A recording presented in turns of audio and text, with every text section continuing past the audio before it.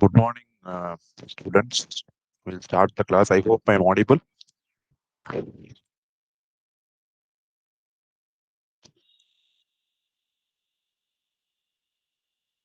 So we are going to start Unit 4. Unit 4 is going to be home appliances.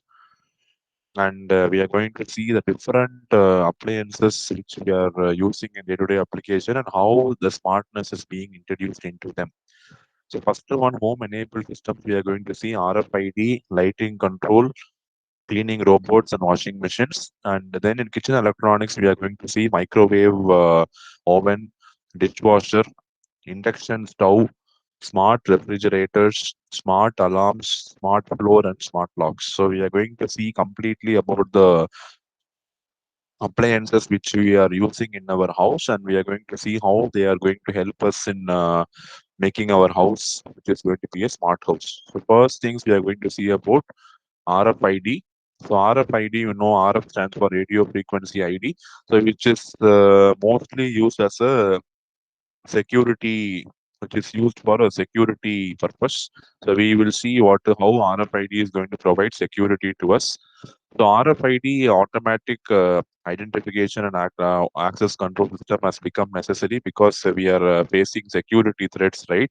So some means of security or identification and controlling mechanism has to be implemented.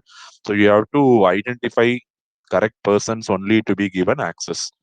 So identifying the correct person and authorizing him to do a particular task or not is going to be the important feature, has become the security feature of all the organizations because they feel that these can prove to be security threats.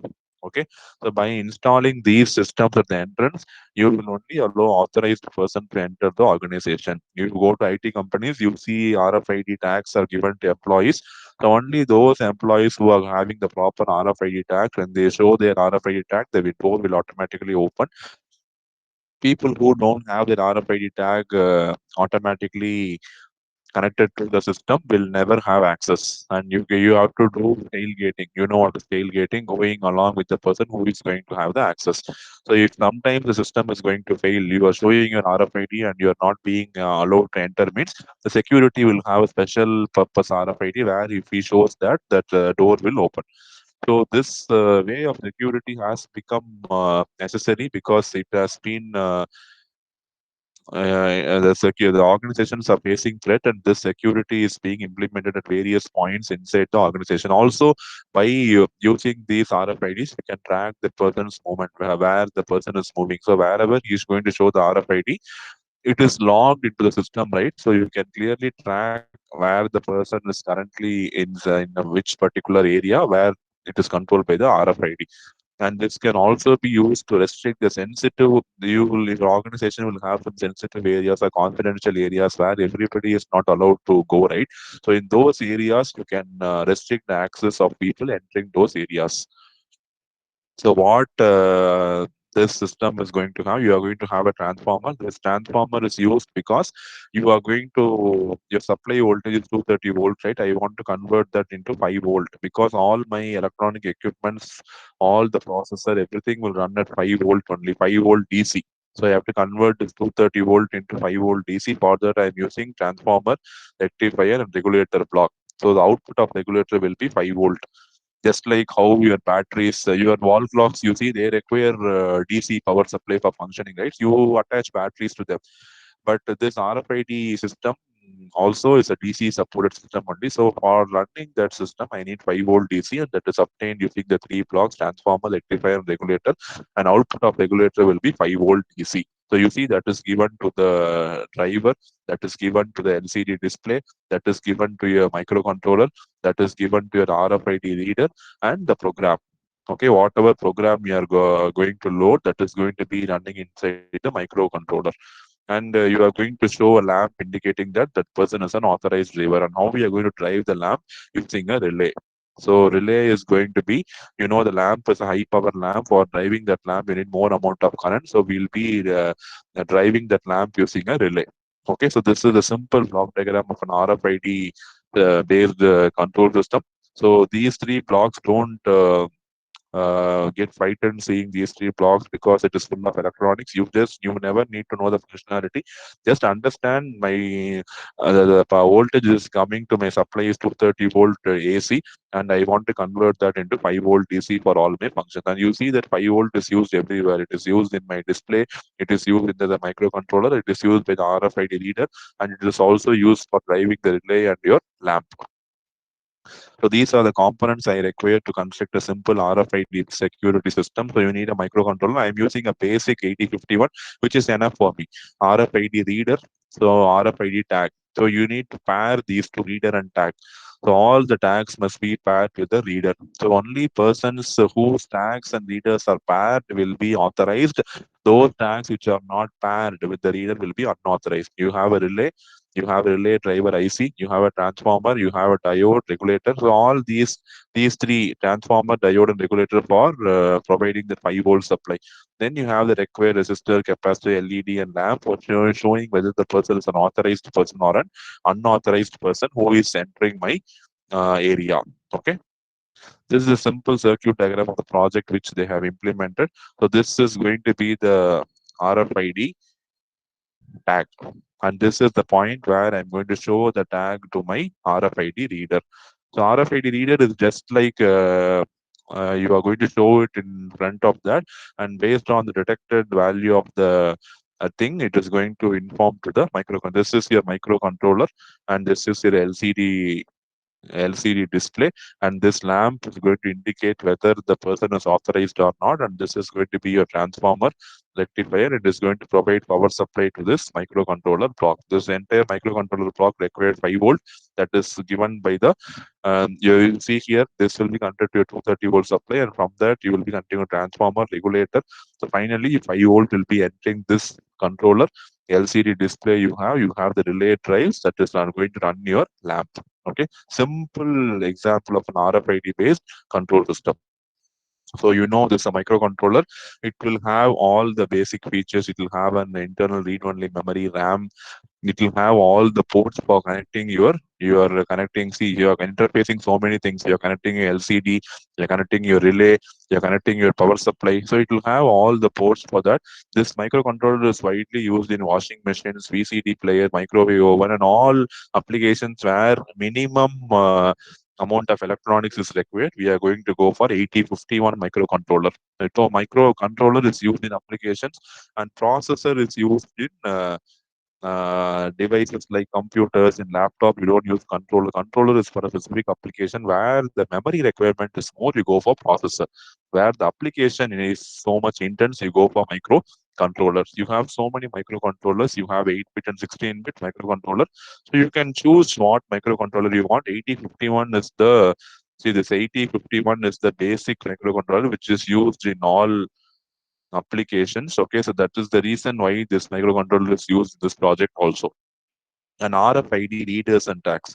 So RFID systems are classified into two types. One is tag and reader. So you have a passive reader, active tag. So which means that it has a passive reader which only receives radio signals from active tags. So which means that the reader is passive. So it can only receive the signal from active tags and identify the tag. Okay. Next one, active reader, passive tag. So the reader is active and it can receive signals. It can transmit signals and also receives authentication from passive tags. See, a reader tag is the equipment fitted on the wall, and reader is the equipment fitted to the wall. Tag is what you have inside the ID card. So what they are saying is the tag can be active or passive. The reader also can be active or passive. Based on that, we have three types of reader tag category. One is passive, reader, active tag. So reader is passive, tag is active, which means that the tag is going to send the signal and the passive reader is going to receive the signal. Okay, active reader, passive tag means the reader is going to send the signal and it is going to receive the signal from the passive tag and see what is the signal. Active reader, active tag means both are active. So either you can send a signal from the active reader or you can send signal from the active tag, or both will send signals and interact with each other. So far, and you cannot have a passive reader, passive tag, because when both are passive, none of them can send signal. So definitely one has to be active or both can be active. That is the combination. So if one has to be active, you can go for passive reader active tag or active reader passive tag. That is, one is going to be active, one is going to be passive. And third category is both are active, active reader active tag, which uses extra active tags awoken with interrogator signal. So interrogator signal means you are going to question the person who is having the tag, and the tag will respond saying, I am a valid person. So if the signal is not received, it means the person is not authorized. Okay. And relay is used. I am going to use the relay when I'm going to use lamps or high power intense signals which cannot be driven by a microcontroller. I'm going to use the relays. Okay, so microcontroller is going to give only low power signal because it is consuming only 5 volts, right? So if I want to control a high power, high voltage, a high current device without relays, I cannot do that. So relays will be used for controlling a circuit for using high voltage and high current. So relays will not have any moving part. They use semiconductors for switching. So turning on and turning off, I will not use any moving part. I'll be using semiconductors to do the task for me. Okay, so magnetic latching relays require. So in magnet, there is one type of relay called magnetic latching relay where you give current to one, you give current to one coil. It will move in one direction, and if you give the if you give the current in other direction, it will be coming back. Okay, so you can move the contact in one direction or reverse based on the what current direction you are going to provide. So transformer, it is going to be having primary coil, secondary coil. So primary is the input, secondary is the output. So you have and the core. So the voltage coupling takes place used because of the core. The magnetic flux is linked from primary to secondary just due to the core. The core is made up of a highly magnetic material like iron, which is going to couple your primary and secondary, and primary is going to be the input, secondary is going to be the output. So we will be using step down transformer where the output voltage is less than the input voltage. Diode, for rectifiers, you are going to use diode. So I need to convert AC to DC. So I'll be using diodes because the diode is a very compact device, and the recovery time is very, very short, and it is very effective when you are going to use the diode as a rectifier.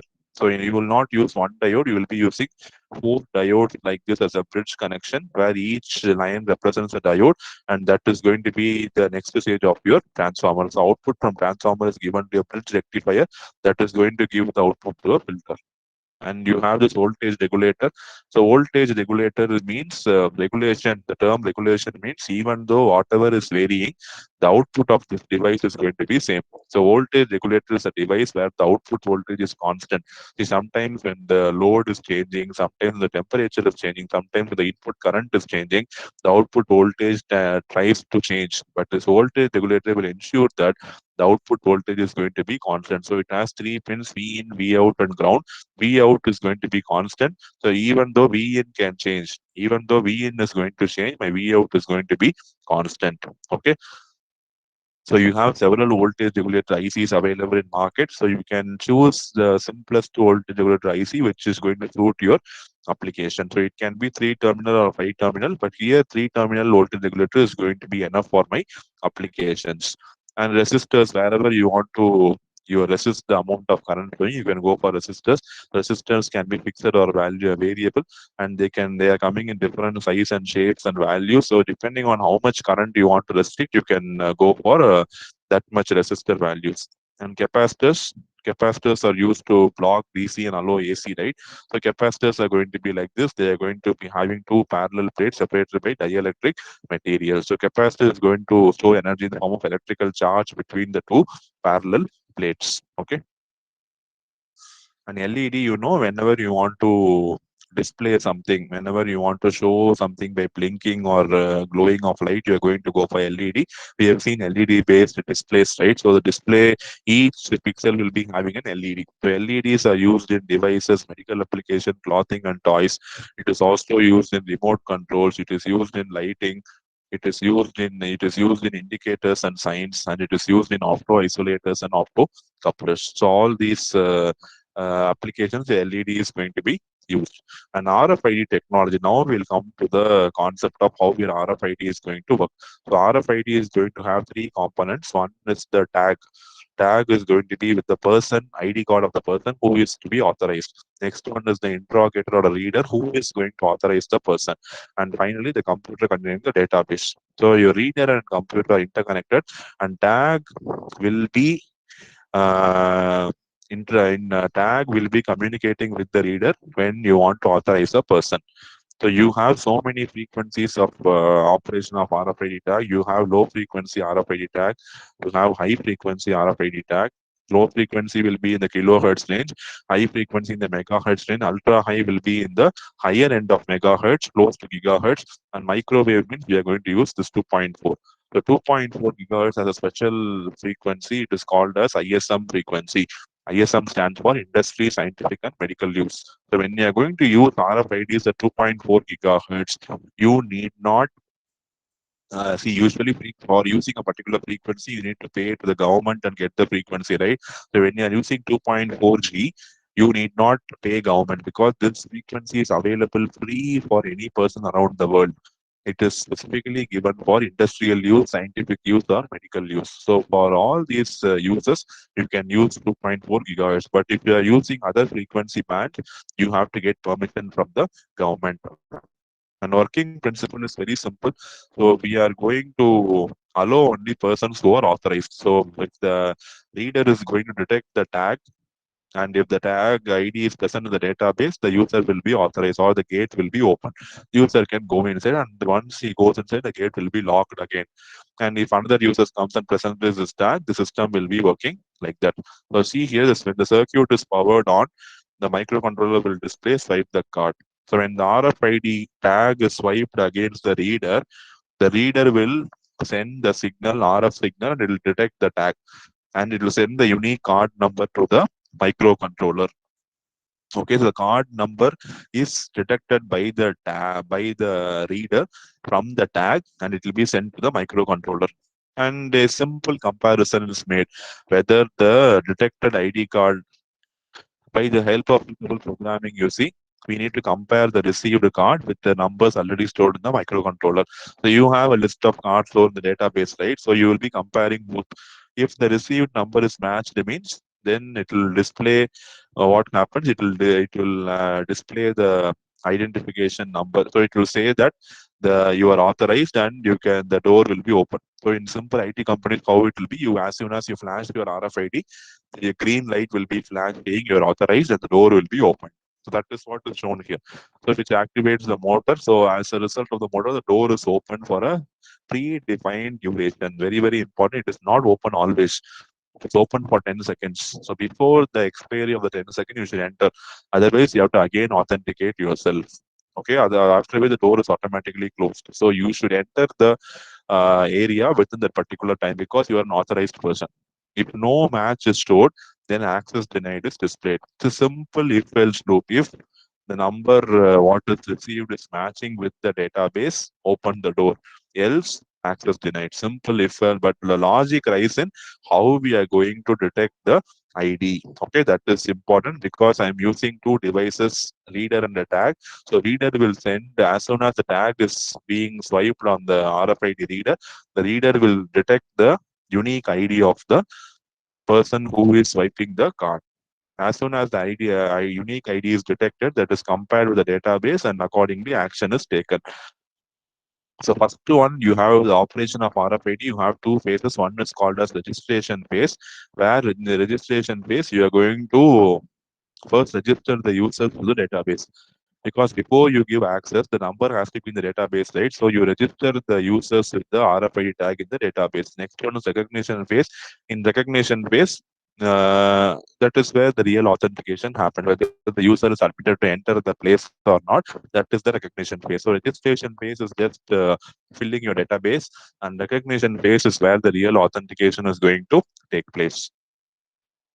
The entrance and exit modules use RFID for identification. So when yes, in the door in entrance you have So whether people who is entering the room has to be authenticated, and the people who is exiting the room also has to be authenticated, because only an authorized person can enter and leave the room, right? So you will have two RFIDs, one inside and one outside.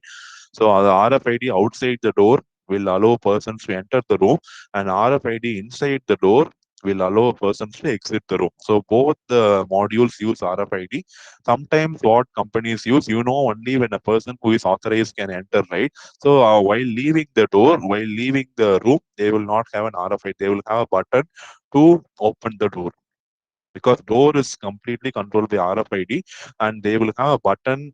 If you press the button, the door will be automatically open, because you need not waste money having an RFID card there at the exit, because it is understood that only authorized person can enter the room, and assuming that all the persons who are inside the room are authorized, only they can exit the room. So there you need not have one more RFID tag. So while RFID, you can have a password to grant permission.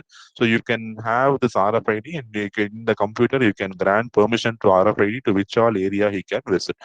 Only in those areas he will be given access. Otherwise, he will not be given access. So wherever he is, his you have a centralized computer, right? So wherever he is going and showing his RFID tag, he will be recognized immediately, because you will have the connection between the controller and computer system is going to be happening everywhere. So even if he is in one building, or even if he is another building, the communication will be very fast, so that no time is wasted in authenticating that particular user. After detecting and receiving the RFID tag data from the serial input routine, microcontroller will search for the NVRAM.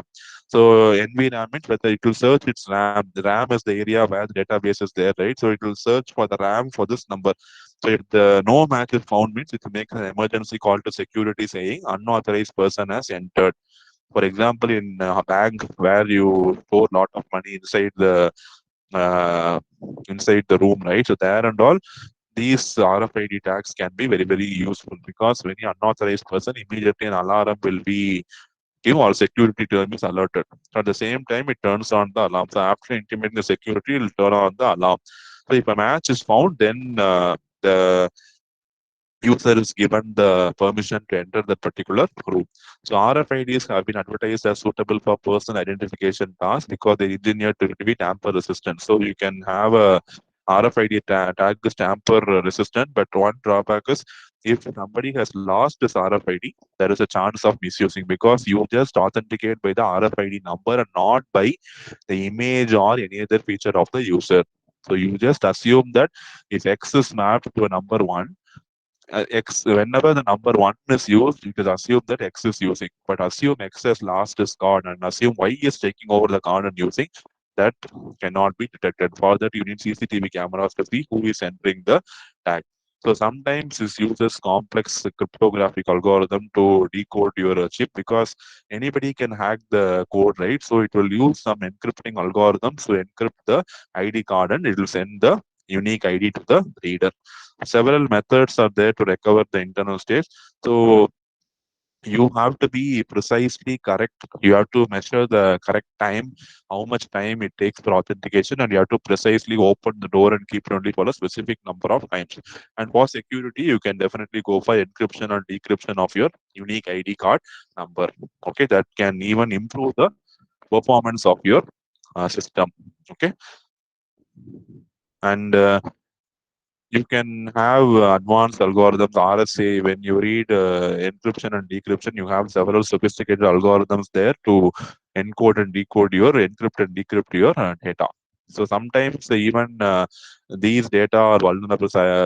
Hackers can easily attack that. So you can physically disassemble the RFID cards by using ACID or other techniques to obtain unrestricted access to the onboard microcontroller. So in case an RFID tag is lost, means you can remove that number from the database, and you can provide a new RFID card to the employee, so that the misuse can be easily avoided. The misuse of data can be easily avoided if you can disassemble them using other techniques, so that you can restrict the access to the missed cards. And although such techniques obviously involves a fairly high risk of permanent damage, they permit much more detailed information to be extracted. They say that RFID tags are very strong and resistant, but definitely when you are going to use as acids or other abrasives, this RFID cards tend to be broken down. So the functions are entrance monitoring controller, exit monitoring controller, mesh monitoring controller, and computer system and web server. So entrance and exit will come together. Mesh monitoring is when some wrong authentication happens, how we are going to act. The benefit will enhance the safety and security. Portability RFID tags are it's just like your normal ID card, so it is portable, it is more reliable as long as you have your card. If you lose your card, you have to immediately report so that the unfair use of your RFID tag can be completely avoided, reconfigurable and reusable. So if an employee is going to leave the company, this RFID tag can be used mapped to some other employee so that you need not throw it as a waste. So these RFID tags are reconfigurable and reusable. Limitation, security wise, it is secure provided you are using your card. But if you lose your card, there is a chance that some other person can misuse your card by saying that you have entered a particular area. So you cannot completely rely upon RFID technology, but you can increase the security by using other things like facial detection, fingerprint scanner. Along with RFID, you can go for biometric. Okay, as the card details are stored in microcontroller, only limited number of details can be stored, and memory system has to be very good, and it should not be hacked. Okay, so this will increase the memory unit like EEPROM. So this will increase the by implementing a memory unit like EEPROM. So RFID based security access system is designed in this project. So this is a simple RFID which can be used in our home and other small companies. So it is a low power system, and RFID tags are mostly passive type of tags are used, and readers are going to be active reader. The tags are going to be passive. The reader is going to be active reader. So conclusion, you can design RFID system along with biometric. They provide a good security, and it is used to differentiate between valid and invalid users. This system accomplishes security and access control by using simple microcontrollers can be entrusted this purpose, and the database has to be very safe and it should not be hacked, because if you hack the database, you will get the unique ID card numbers of all the users who are authenticated. By that, you can play with the database. So this is what I wanted to tell you about the RFID security system. The next one is intelligent lighting. How to have intelligent lighting in your smart house. So conventional lighting system, you have only two options, on or off. Whether one person is there in a hall or 10 persons are there in a hall, only one light will be turned on. Okay. But what is intelligent switching? Intelligent lighting means you have a light where you can, apart from switching on and switching off, you can dim it. You can dim the brightness of light. You can increase the brightness of light. That is going to be done dynamically by your device. So simple lights, when they are given the smartness, you can dim or you can even make it brighter. You can adjust based on the number of users, and this is going to be done automatically. If you can do it manually using a remote control or a timer. But even if you want to increase the amount of smartness you are going to have it inject into the device, you can go for intelligent lighting, which means the lighting is being controlled automatically without a human intervention. So, why we need intelligent lighting means that we use 19% of the energy in the world for lighting, and 6% of greenhouse emission happens from this lighting. So, if you use intelligent lighting, we can reduce the amount of greenhouse gas emission in the world. So, greenhouse gas emission is responsible for the temperature increase all around the world. So, intelligent lighting is the minimizing and saving light by allowing the householder to remotely uh, control the remote cooling and heating inside a room, lighting and control of appliances.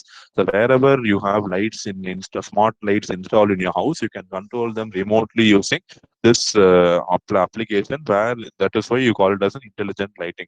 So you can adjust how much comfort and convenience you can have based on the intelligent lighting system. So now the concept of intelligent lighting also involves using maximum natural light and minimizing the man-made lighting. So nowadays you see many people are going for green technology for constructing their houses where they want to utilize maximum sunlight. They want maximum sunlight to be inside the house. So the houses are not now completely closed. They have special windows or special glass tiles in the roof to ensure that the enough sunlight is entering your house and keeping your house bright. So what we are aiming at intelligent lighting is I'm going to minimize the external lighting what I have made inside my house, and I'm going to maximize the natural light coming from the sun. So lighting system will determine how much lighting is required in a particular room, where it is required and when it is required. Today morning means you have sunlight, so you can avoid the use of all your lights. In the evening and night, when you don't have sunlight, how much amount of light I'm going to use per room, where it is required. All these calculations are done by intelligent lighting system. So that is what you call it as. First one is daylight dimming. So daylight dimming means I'm going to minimize the usage of artificial light which I have inside my house using the tube lights, LED lights, whatever I'm going to install. When enough daylight is available, the artificial light is dimmed down according to how much light is available. You just a if else condition. If the natural light is available and the room is bright, I will not switch on my artificial light. So when the light is going to be the light suddenly when the climate is cloudy, light will not be sufficient. At that time, I'm going to slowly turn on my artificial light. How can I do that? I'm going to use photo sensor elements in the ceiling. So, by photo sensor elements will detect how much sunlight is available. Based on that, some action will be taken. So, in offices, and we can use the day dimmer instead of operating switches multiple times a day. So, when your office is having a large windows like that where you have provision for light to enter there, I can minimize the amount of artificial light. So you see here this light is very dim because see the climate outside it is very bright, and now when it gets dark you see this light, the brightness is increased automatically. This is a simple application of how we are going to automatically light your house.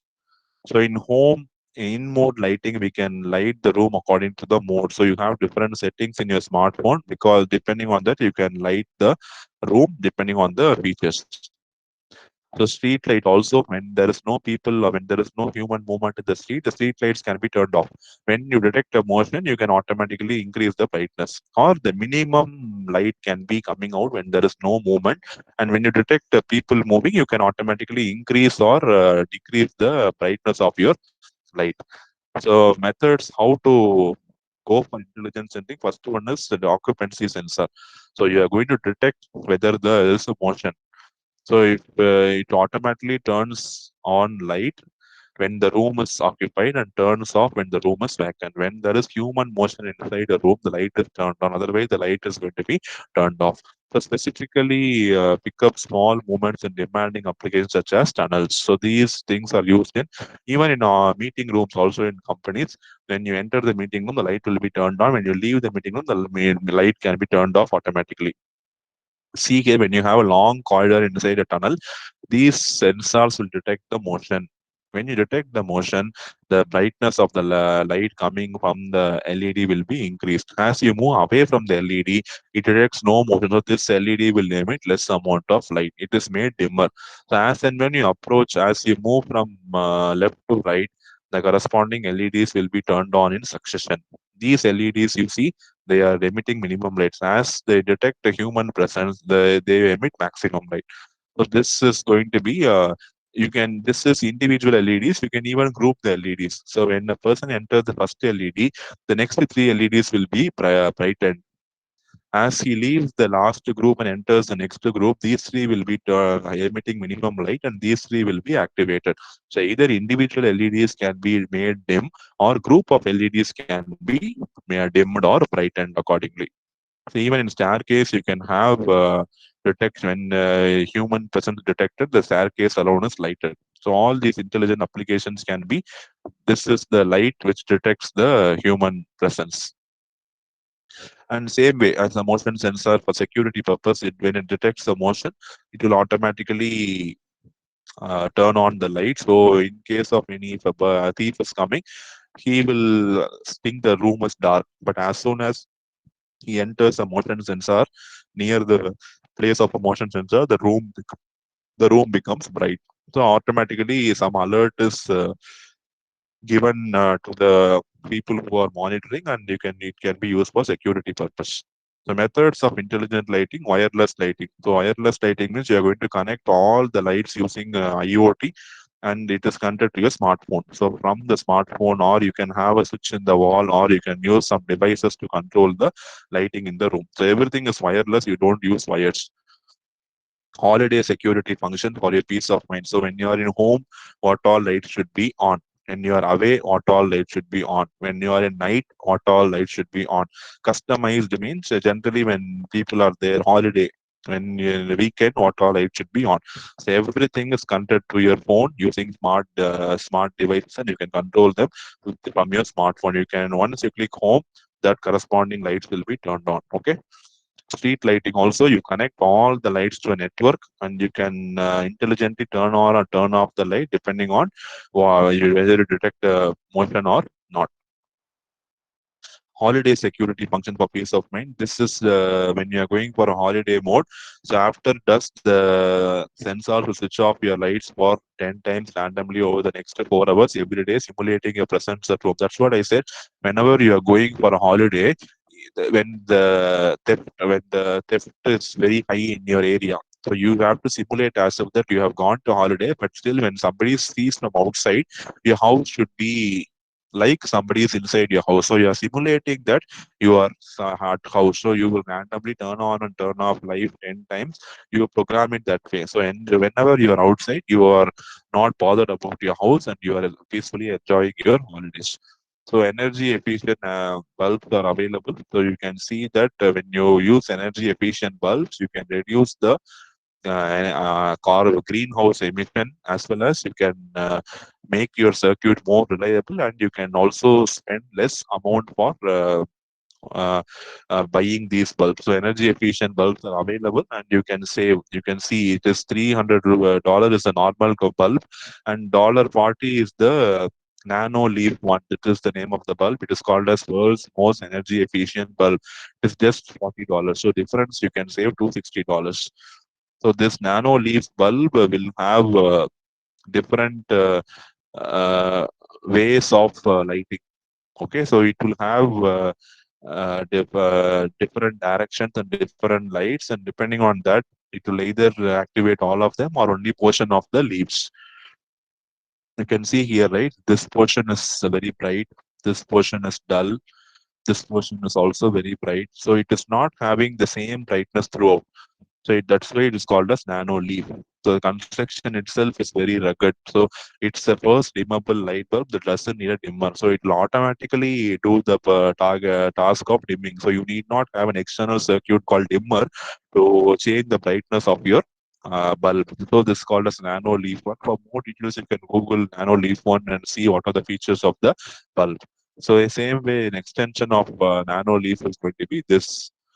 So when you open the bulb, this will look like this. When you close everything and you form the bulb, this is going to be the structure. So this is the opened version of the nano leaf bulb. What is nano leaf bulb? It is a bulb which is a folded circuit board. So you can open it, it will look like a circuit. And again, when you unfold it, it will become a bulb. So it will have 360 degrees of uniform light distribution. So you can cover 360 degrees light distribution, and even if one direction requires more light, this can provide that. You can focus light towards a particular direction. So it saves energy. It saves $300 in energy cost alone. It has 28 years of lifespan. The last bulb you will buy. So 28 years it will work without any issue. Self-reinforcing, high strength, and no more broken bulb. So you know that whenever you install a bulb, it will work for 1 or 2 years. But this bulb will work non-stop for 28 years. That is the lifetime of the bulb. Advantages of intelligent lighting: it is energy efficient. You are reducing the amount of electricity bill. You are reducing it significantly. It is user friendly. So the light is going to be making your environment very friendly. More safety and security, environment friendly. So the lighting is going to make the ambience of the house Good.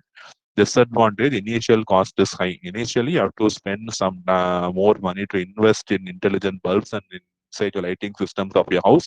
But once installed, it will work very good for 28 years. So there are many intelligent bulbs are available in the market. Philips has one bulbs. It sets a new precedence when you are creating a mood in the room. So wireless, Philips is having a wireless integrated system which allows your smartphone to not only switch the LED bulbs on and off, but pick the color and brightness. So what color light you have to have and what brightness, everything can be programmed via in a smartphone. So Philips has one such bar. You can program several specific types whenever everybody is waking up at 7 a.m. How the how what lighting condition you should have, and whether in party mode, how much times your light has to be flashed. It is called as Philips Hue. Okay. And Philips Hue starter packs offers three bulbs in wireless way that can control up to 50 bulbs. So initially they give a three light bulbs in a wireless connecting system, and you can control up to 50 bulbs which are going to be connected to the different rooms in your house. This is the Philips. You have a same. You have the bulbs, three bulbs, and you have the wireless connecting device, and it is going to be interfaced with your my smartphone. It can connect. It can control up to 50 devices. So all the 50 devices are interfaced with this device using a wireless mechanism, and you can control them using the smartphone. So Belkin is one sort of company who is connecting wireless enabled smart bulb and light switch, which allows the lighting control from iPhone or Android device. So the Waymo smart LED bulb will replace all your existing bulbs like Philips. You can also control schedule. You can schedule and keep it when the light has to be on, when it has to be on, whether it is fully dimmed or fully on. So you can handle up to it can handle up to 50 bulbs of 60 watts power, and Belkin works up to 23 years. So recently they are updating with IFTT, which means you can create various recipes like the Hue system. You can create various combination of lighting. So this is the Belkin Wemo company product, which is automatic lighting solution. So it is connected to the wireless enabled system, and you can even use smartphones to control everything. Next one, you have an LIFX, LIFX, an LED light bulb that can be controlled using smartphone, using a Wi-Fi network, not using Bluetooth. The range of Bluetooth is very, very small. You can use Wi-Fi networks to control the lighting. Okay, just like your turn on and turn off, you can adjust the brightness, change the color, and even create a light show to go with your music. So depending on the music, you can flash the lights, and you can create ambience inside party mode inside your house. So lot of smartphone so light solutions are available, and LifeX is it will offers a wake up feature which will naturally allow you to wake up each morning with increasing light, and as the slowly dim off with light. So it will work for 27 years. It will your maximum brightness is 17 watts, and it will have 130-degree beam angle, so which has different color combinations like pearl white and gunmetal gray. So this is going to be from the LifeX. This is the product of LifeX. Okay. So this is your pearl white, and this is a gunmetal gray. So you can have different combination of your smart lights. So this is going to be the smart lighting solutions what you have for your smart home. So we have today, as we started Unit 4, so today we have seen about RFID, RFID, working of RFID, and we have seen how smart lighting can may improve the lighting in your smart homes.